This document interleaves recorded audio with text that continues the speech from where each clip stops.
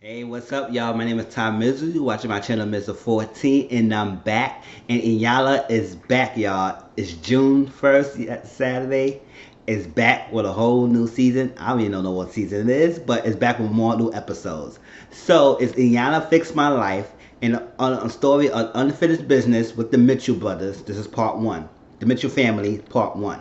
And if y'all don't know, the Mitchell brothers, the Mitchell family, was Indiana before, and they had a three-part series before. But now, whatever happened from that part into this part, they really didn't live up to the expectation or live up to the promises that they said they was gonna do when they left Indiana next last time. So now they come back for further guidance, back for further help, and to help heal their family and also heal themselves. Now, since I hadn't didn't seen the last Mitchell brothers or the matches with the Seven brothers, I went back and I good thing that On Demand had it. And so I was able to watch the three-part series they had before, so I could maybe get the understanding of the unfinished business they have now, and now I have a clue. So how they're gonna do this video? Yes, I'm gonna really talk about this unfinished business, but also gonna tie into the past to this video since I never talked about it before since I started in Yana Fix My Life when the Nephi and the thing returned the second time. So let's go to it. So we have the story with seven brothers, right?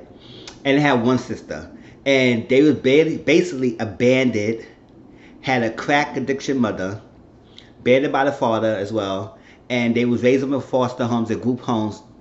80, 80 no, 85 foster homes and group homes between the seven of them, and the lowest period of their time. And now, within the seven brothers, only five of them attended this filming because one of them is dead, Miguel, and one of them is incarcerated for 70 years, which is Monte.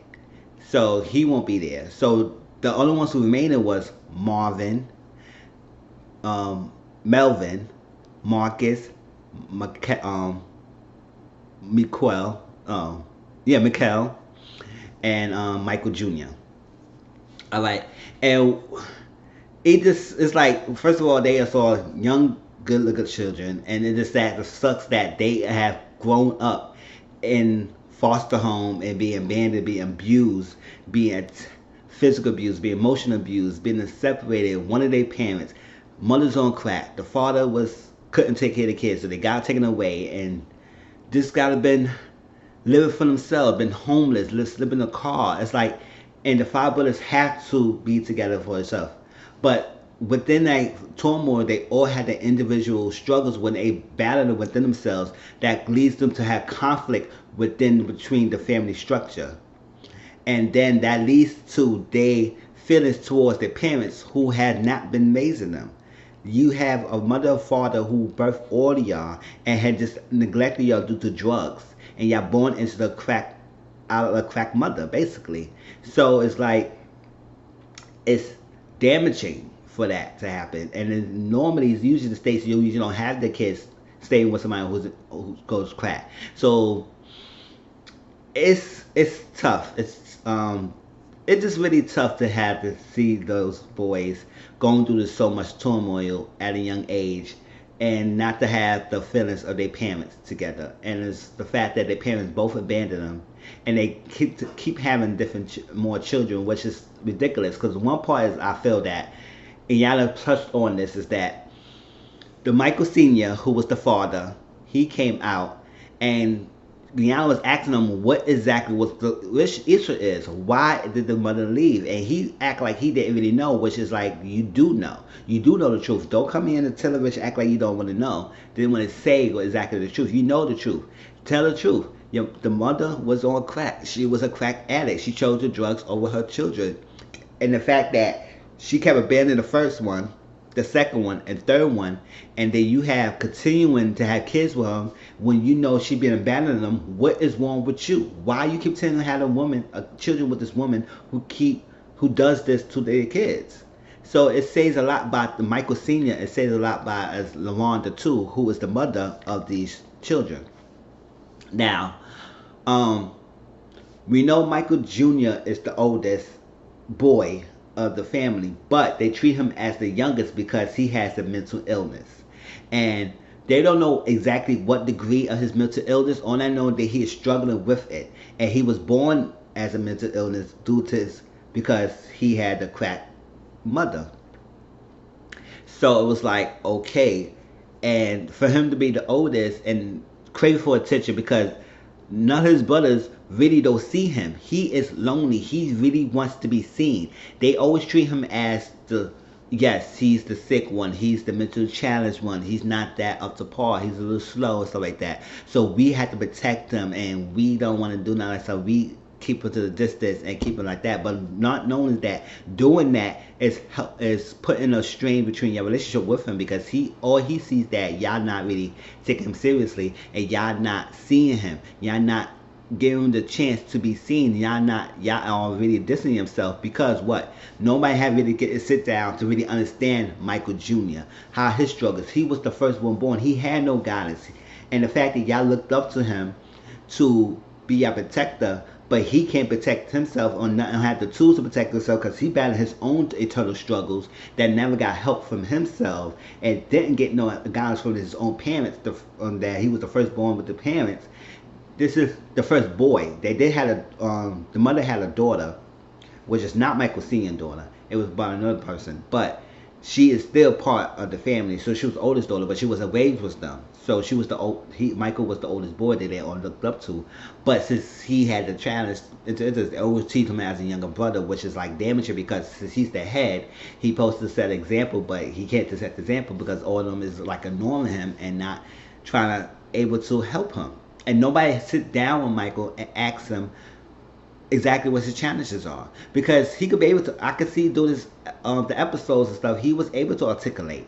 He was able to express his feelings and stuff like that. Yes, he may not understand things like that. He may not know things that people may take advantage of him because he may not be up to par. But doesn't mean that he's incapable to do what he has to do. The fact that y'all is like ignoring him is like he's invisible, and he's do that. So what he do, he creates a persona, and he does YouTube, he does online social videos, and it's just like different. And it's like, I don't want to see that, because now I know what he's struggling with. It's not like I'm looking at him and laughing at what he's doing, and just like I'm laughing at him because this look ridiculous.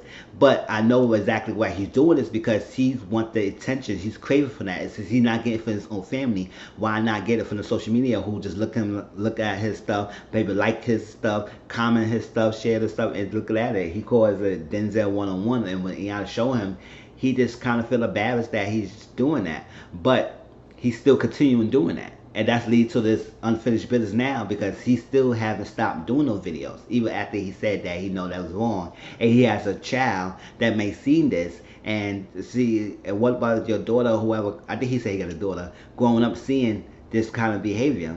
How can you explain that? And she said, you need to fix that, because you recognize it, you need to fix that, because it's going to be damaging if you keep doing this. And what can she say when she sees her father doing this on national television, on social media like that? Naked, basically naked, do sexual innuendos and make a comedy and stuff like that, because he craved the attention that he always been asking for, but he's not getting that. So that was that. And then we have Marcus, who took the role as the protector of the family. Nobody asked him to give him that. Nobody told him to be that role. He took that. He took the role as the oldest brother, even though Michael Jr. is older than him. But he took the role as the oldest brother and protecting everything, that he should be able to do that, because at one point Marcus has a resentment towards Michael Jr. because he blamed Michael Jr. for Miguel's death. Miguel is the one who died protecting his brother Michael. And I think Miguel is in between Michael and Marcus in the family dynamic, and Monte as well. They're in between Marcus and Michael. And what happened is that Michael was out, and I think he was selling some drugs, something like that, and they robbed him.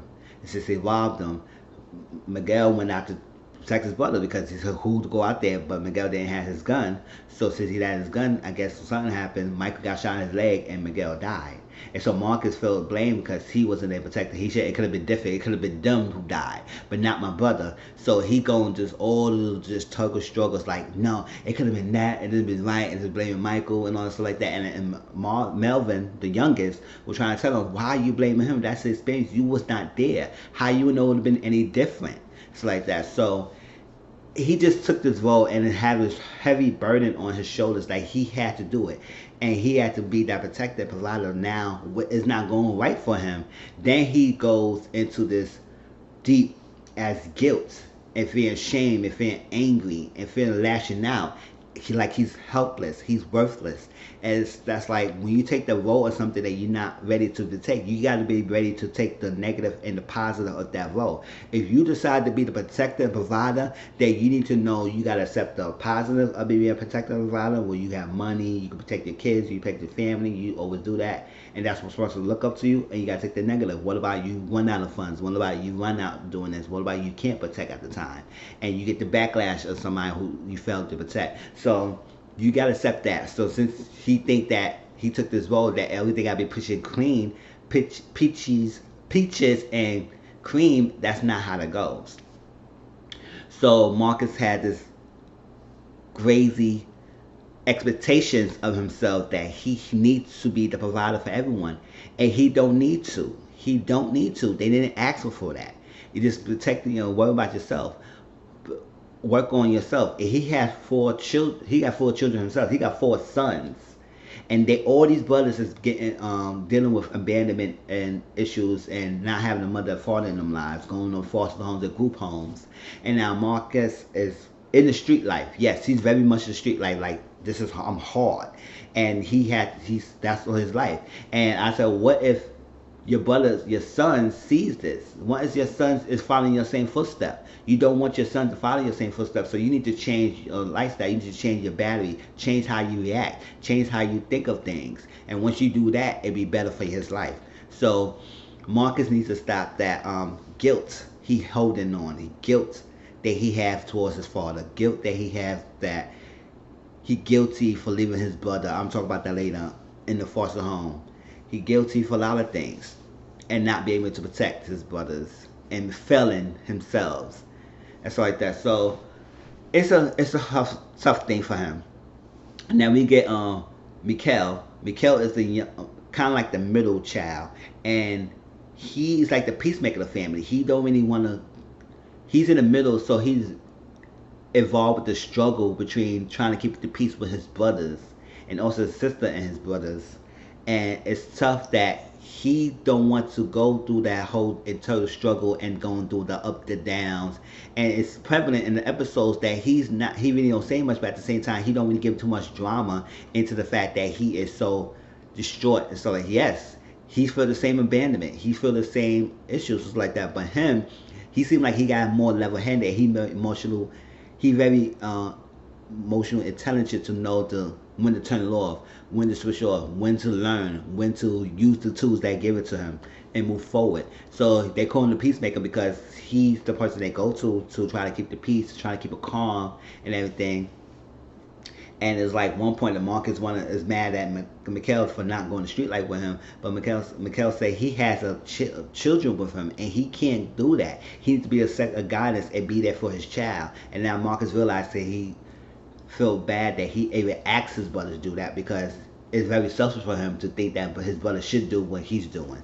And I said no. So I greatly appreciate Mikhail doing what he needs to do to better himself, and I do believe he has great potential. But Mikhail himself needs to realize he needs to see value in himself, and I think he's doubting his value of himself and his greatness because of the turmoil between his toxicity and his family. And it could be tough. It's really tough to really, how can you fit in? Like, he wants to distance himself, he wants to better himself, but he don't want to say to better himself. He don't want to distance himself in order for him not to feel the negative impact or reaction towards his brothers will get if he decided to distance himself and not being a part of the group. So that was that. And then we get the 2 youngest, Marvin and Melvin. they the ones who's the gay of the group. The youngest ones are gay, and it's a very kind of disconnect between the brothers because a lot of them probably not understand their lifestyle and they don't understand them directly. And Marvin, his story that he felt kind of abandoned because a lot of his brothers who was with him left them at the foster home, and they feel that Marcus said that they thought they put the fear of God in the parents that they will not touch Marvin, but once they left, that didn't happen. Marvin was touched. Oh, now he was still because he said it was a boy older than him came to the foster home, stay with him, and the foster brother was like, he would be his brother. And then he said since he had no brothers with him, he said cool. And since the guy been too nice to him, too nice to him, until one day he saw his parents breaking down, and he did it. He never stopped the boy. He never stopped him. And the fact, Ayala asked him why he didn't really stop him. He said because that's the price to pay when someone's being nice to you. And I was like, I just couldn't deal. I couldn't deal with he said that. I was like, that's not how it goes. I just wanted to go and hug Marvin because that's not how it is. Because somebody's so nice to you that you feel like you have to pay that price and getting raped or sexually molested, sexual abuse because he's being too nice to you. No, it should be the kindness in the heart that being nice to you, not because just because they're nice, you have to do what you got. That's the price you got to do. So, and then that it turns him into finding attention to men and getting wants and likes from the men because he filled that void. Got his innocence and youth taken away from him at a young age. That on top of being abandoned and not feeling wanted, so he found that in other men. And then Melvin is the same boat as Marvin because they was mostly together in most of the foster homes, and he had a similar story. I don't know much of what happened to him. I guess he explained more in the unfinished business in the second part, but he also went through a lot of struggles and foster home abuse and stuff like that. So these brothers is really damaging, and it's really hurt me to even see how much they grow, how much they are wanting to build a bond, the wanting their parents in their lives. Even LaWanda, who had abandoned them for crack, for drugs, and Michael Senior, who had kind of failed to protect them, but they still yearning for that. And it's just hurting to see the pain and hurt that each one of these brothers possesses, and the fact that they all trying to get their voices heard. They all trying to talk and trying to get their stories heard, but nobody is listening to each other. That's the problem that these brothers had. They none of them is not so much want to talk, but they also not listening. They might hear what they saying, but not listening to what they saying, and so it create a lot of conflict and clashes between the brothers. Because at one point, Marcus and Melvin was going at it because they didn't really understand each other, and I don't know exactly what the argument went for, but to the point that Ayana had them hug out and apologize, and then said, Marcus said, I really don't understand you, but I'm trying to get to know you, I love you, so like that, and he said apologize, and we could do that do things differently. All right, so throughout the whole the past previous three parts, they also has a sister, and the sister Kizzy, she's the oldest of the boys. She's the oldest of all of them, and her story is she was raised by the grandma, and the grandma was always hushing her up with materialistic things because every time Kizzy asked about her mom and brothers like that, she always, oh, let's buy you this, let's go out this, let's go out that. So grandma was never really the person who wanted to tell her the thing. So she was able to reach out. So she felt like the mother, because she wasn't there for her, she was in Kansas City with the brothers was at, she thought that her mother worked in Kansas City.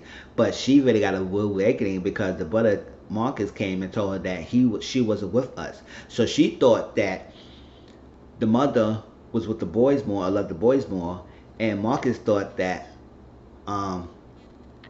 Kinsey had a good life. And they both pretended the same things, was they being abandoned by their own mother, who LaWanda was sitting there. And it seemed like LaWanda really had that much really emotional attachment of when they wanted to bond with her children. She says a lot of things in there, but her action doesn't prove it, and her body language and the way how she sits, the way how she's trying to act and stuff like that, it just sitting won't right with me. Like she's really not really putting that effort. She putting up a front in front of Iyanla.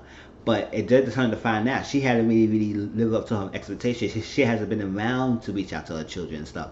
So I could tell that she wasn't really in there for the long run to be there for the boys and her Kizzy. So so Kizzy and Marcus both had a better understanding. They had sibling jealousy towards each other, jealousy of the wrong thing. But at the same time, they both had the similar experiences, but yet directed anger towards each other because they both felt they had their own little mindset and own image and story of what they think was happening, which is not the real truth. So that was that. And then Michael Senior came out, and his thing is he needs to be more aware and needs to speak up the truth and let the boys know exactly the truth of what's going on, because he hasn't really saying much and trying to be guarded to the fact that what happening at the end of the day, the mother of the children was a crack addict. She chose crack over her kids, and the kids feel like especially the kids, she said, I wish you would have took me and everything and it'll be all right. But it's like sometimes you not realize that maybe it'd be a good thing why you wasn't with her. It'd be a good thing that you wasn't raised with her, because if you wasn't staying with the mother on her side while she was in drugs addiction, you never know. Maybe she need to fix it. She don't have money. She might sell the kids. She might have the kids do sexual acts for money just to get her to fix. So it probably be better off why God didn't put you with the woman as she was going through this turmoil. Sometimes people think that, oh, you wasn't there, or you not there raising me, you didn't get the much more that I had this expectation how you should be, not meaning that, and not looking that maybe it might be the best.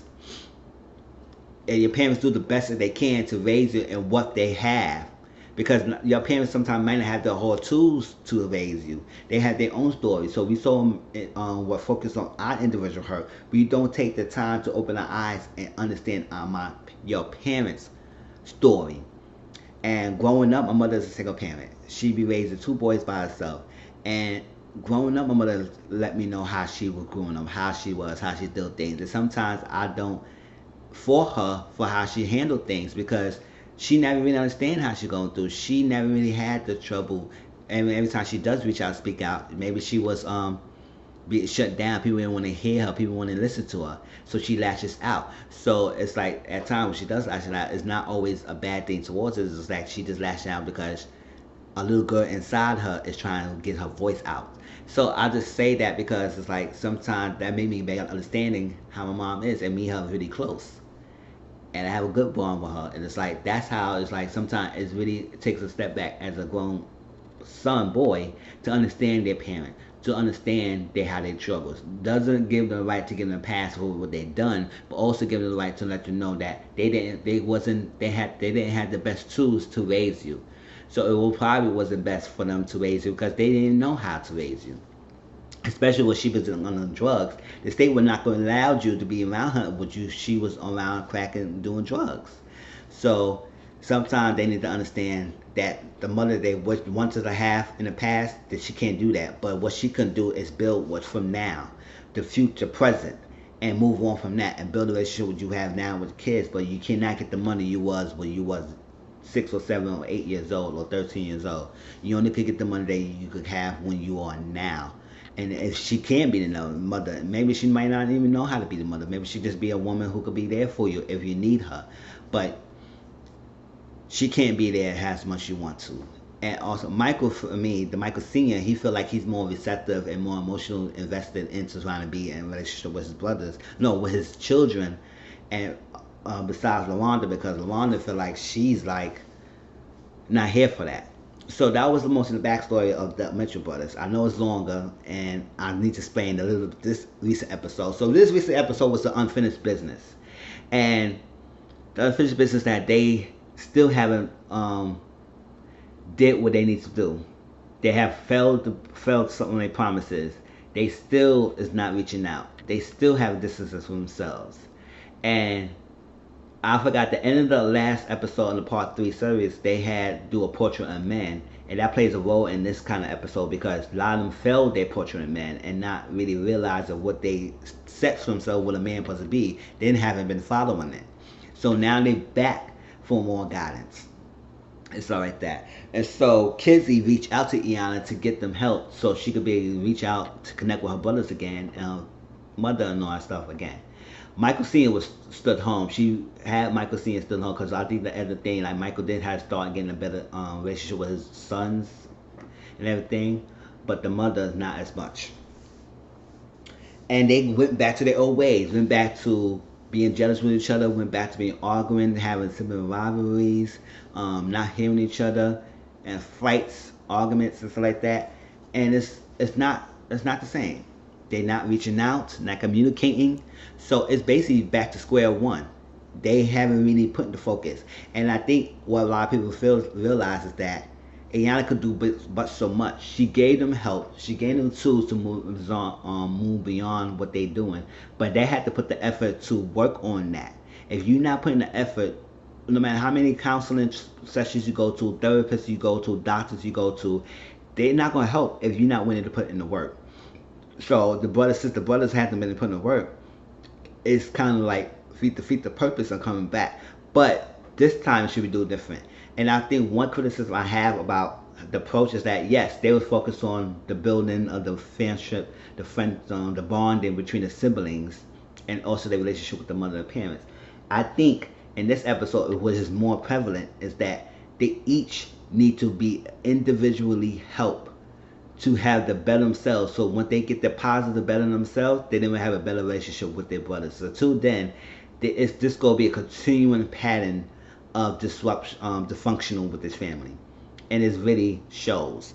All right, so before they went downstairs, Melvin and Marvin was going back and forth. We don't really know exactly what was the issue while they was arguing, but to the point that Marvin started kicking and flipping things out. They had to remove him from the room.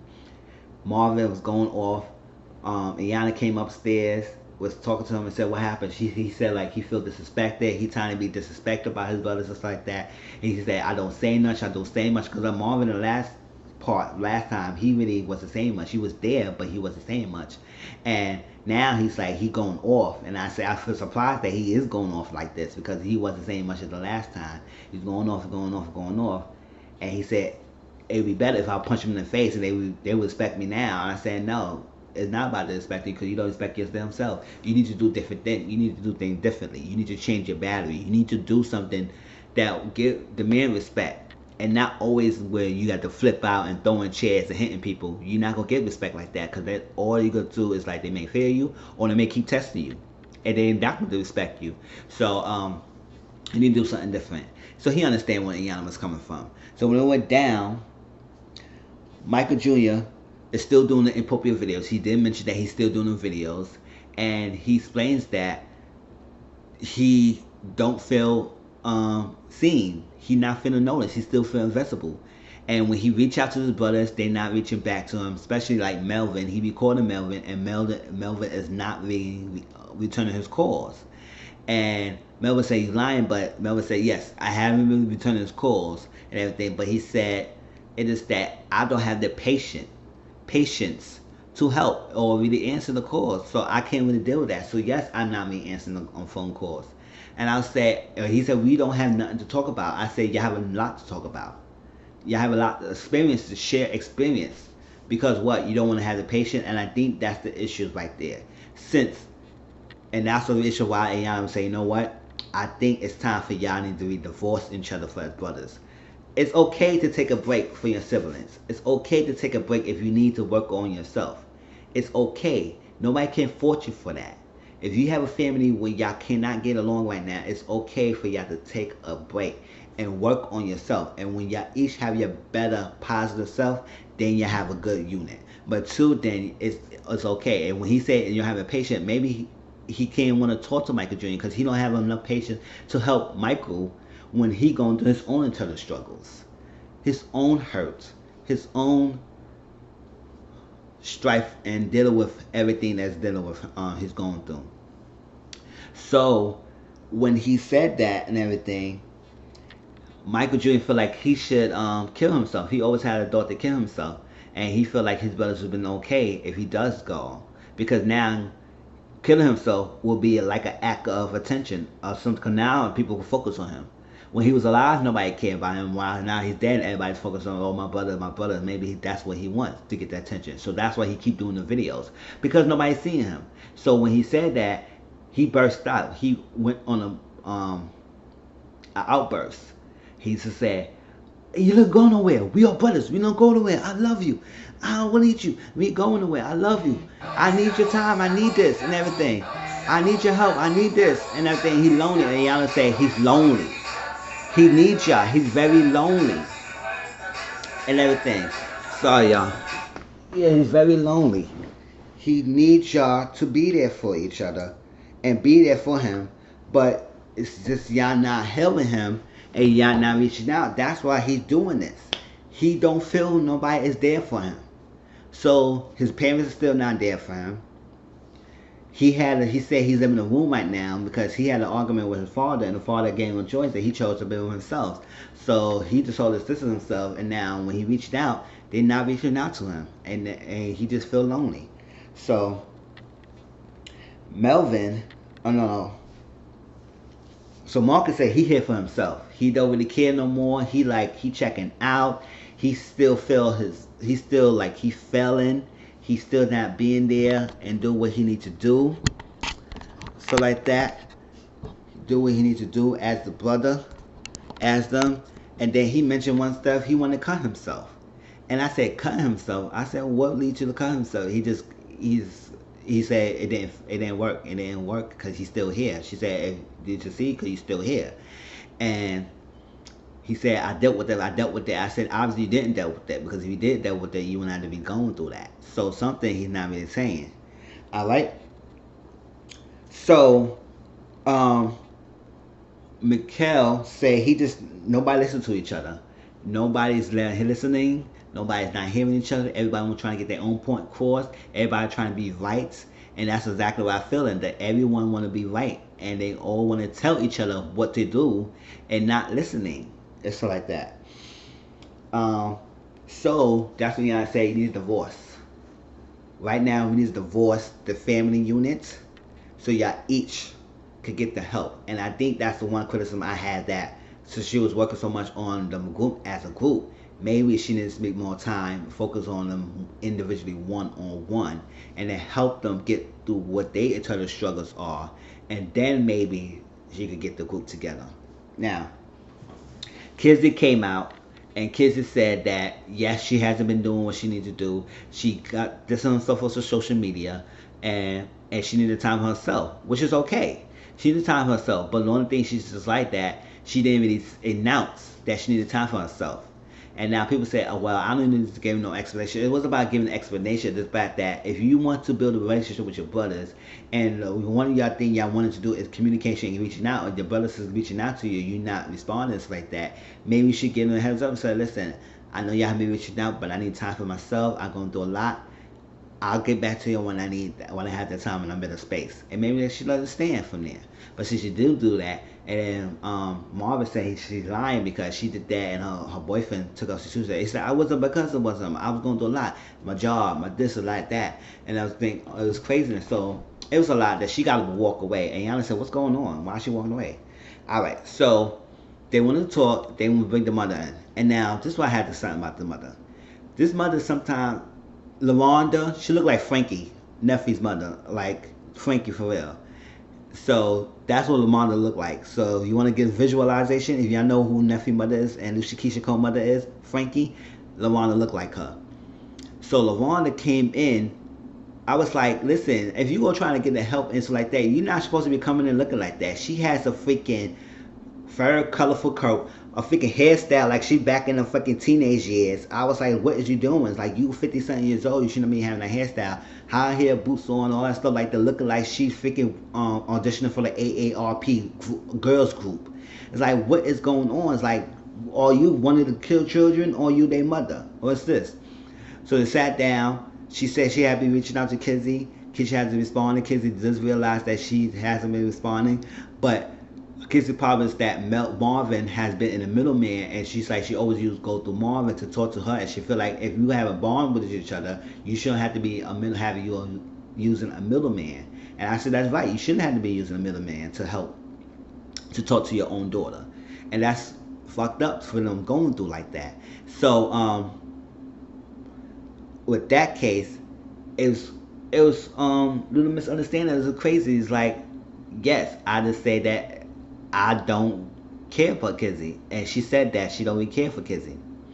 Now Michael Jr. came and brought out. He said, "Listen, you have a picture of Kizzy after you say you don't like her. Why are you doing that if you say you don't like her?" And then LaWanda and Michael Jr. was going back and forth, to the point that Iyanla had enough. She said, "Shut up, shut up. We're not having this. If y'all want to act like park apes, we're not doing that here. We're gonna do something different. We need to stop this. Stop that. You need to live beyond your brokenness," and that's exactly what it is. They all are stuck in a broken state. You're not living past that. You're not going past jumping over that hurdle. So until y'all jump over the hurdle, then y'all will be able to reach your your level of understanding and your better self. Until then, that's not gonna happen.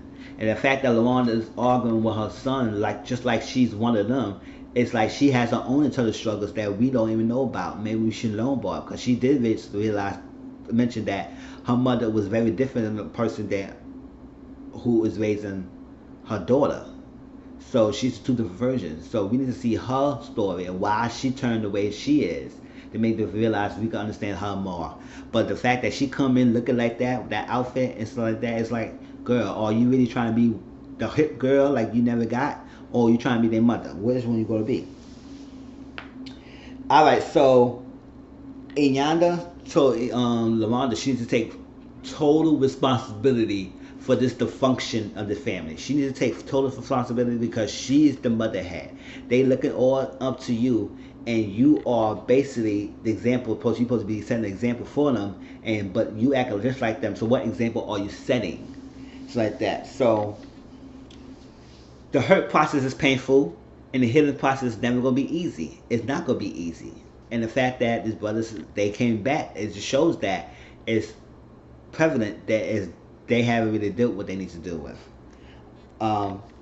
So we get Marcus and Mikhail, right? And this was the last two before they ended. So Marcus explains that why do he feel the name? He always feel that it's her fault. Why he's at fault? He said so much to take the blame. Why you need to take the blame? And then he went to realize, explain more deeply of what exactly is his personal struggles. What led him to want to kill himself is like that. He said that his mother, his children, don't want to be with him anymore because he stayed in that street life. And so as long as he's in that street life, she needs to keep her children safe. Because while he's in that street life, something happened to his children. His children got abused. He didn't want to say specifically what the type of abuse are, but his children has been abused. And since he's been abused, he's been seeing a pattern in his oldest son, his following his footsteps. His oldest son is angry, and he's been fighting, and he's being violent, just like what he was, and what he still is. And now he's realized that he needs to stop and move forward. But he said, what can I do? Because he said, I just feel like my son, and I said the same thing. I was like, damn, if you gonna kill yourself and get away with it and leave your thing, you gonna abandon your son just like your father and mother abandoned you, and now you gonna have your kids sitting right where you are saying that my father abandoned me. And he been in the street life. He didn't take care of me. And he said the same thing when I was thinking that, oh, I feel like my kids gonna be sitting where I'm sitting here in a few years and explaining their story about me. And he said, hey, honestly, you have a chance to fix that. You have a choice to fix that, and go on to fix that. Do something different. What can you do? He said, what you could do is to stop with the street life and say you need to do what you do. If you need to scrub toilets, if you need to wash somebody's ass, to get what you do to feed children and put food on your table and feed your children and clothes in the children back, that's what you have to do. Swallow the pride. Get out the street life, because the street life can't do anything for you. And as you continue in that path, your children gonna continue in your path. You need to break that cycle. You could break it. And I feel like a lot of people don't want to break the cycle. I know the pattern's going on and going down generations. You have the power to break that pattern. pattern. And what he needs to stop doing is stop focusing on what he be feeling and focus on the positive of what he could be doing. Have an action plan. If you don't have an action plan, then all that talk is not going anywhere. Planning without action is just planning. So you need to take that action into the motion and help. And it's not too late. Your son, oldest son, is 12 years old. It's not too late to be in his life now and intervene so he won't be where you are now. That was that. And then Mikel, and I feel for him too. And I teared up when these two was saying their story. It's like you can see them, the emotion in these boys. And Mikel, he needs to realize he has potential in himself. He needs to believe in himself. Because Iyanla said, pastor, call him pastor. And he just laughs. He smiles when he hears that word, pastor, because he feels good to be noticed like that. She called him pastor because like he has something greatness. He peacemaker of the family.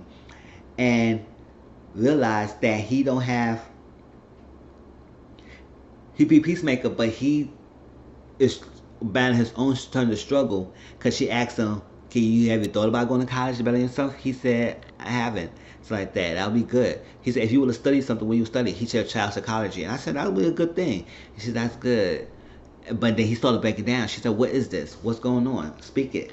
And then he said, relax, he don't have physical custody of his children. He's there for his kids. He sees the kids. He take care of the kids. But he don't like that he don't have custody of the kids. And it is hurting him bad. It's like that. So Iyan was telling him that you need to believe that you are good enough to work on yourself, to better yourself for your children. It's okay.